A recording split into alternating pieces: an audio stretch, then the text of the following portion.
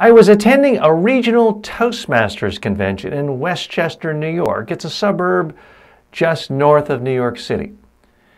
I was conducting a training session with Toastmasters there, but now I was in a room with everyone. There was a competition going on.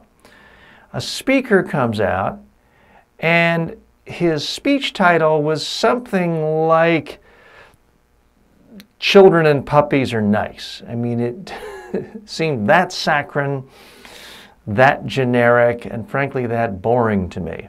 I thought, well, let me give him a chance. He starts to speak, and sure enough, it's like, puppies are the most wonderful thing in the world, and I like children, and I'm thinking, oh my gosh, this is embarrassing. It's hard to even look. I've never heard so many boring, trite cliches in a speech. This is going to be awful. I feel bad for the guy. He continues, and it's more about, give everybody a hug and smell the flowers in the coffee, and just every kind of trite cliche you can imagine. It's going on. It just seems like it's going on forever. I can barely look at this train wreck. I'm just imagining when it's done and the stone silence this speaker is going to receive, how awkward it's going to be for the speaker especially, but everyone. Finally, he finishes, and I'm just cringing. I'm almost wincing. And then, all of a sudden, there was the reaction. Laughter, cheers, lots and lots of applause, a standing ovation. The audience absolutely loved this guy.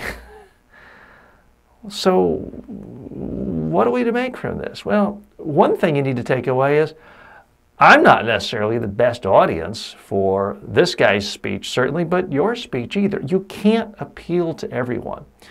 You need to know your audience. You're not going to please everyone. That speaker didn't please me. I thought he was boring, trite, insipid, and a total waste of time.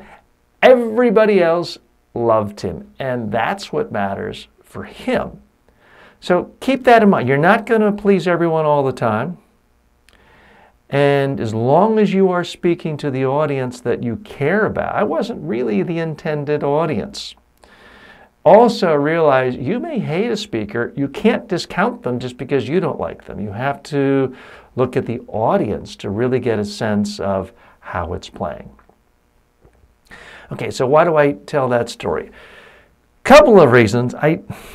One big problem a lot of speakers have is when they tell stories, they make themselves out to be the hero, the problem solver, the one who came up with a brilliant solution each time. So I do think there's a danger in that. So when you're telling stories, quite often, at least half the time, you need to make yourself the dummy and do it in a real way. This actually happened this way. I was the one out of sync with the audience. I was the one who didn't read the room properly and didn't perceive him the way everyone else did. And another message from this story is just to realize you shouldn't strike off anyone just because you don't like their style or even their message. You need to really listen, figure out what you can from that person. It's not that you're going to copy them or do everything the way they did, but there's something about what they did that might have worked that could work for you too in the future.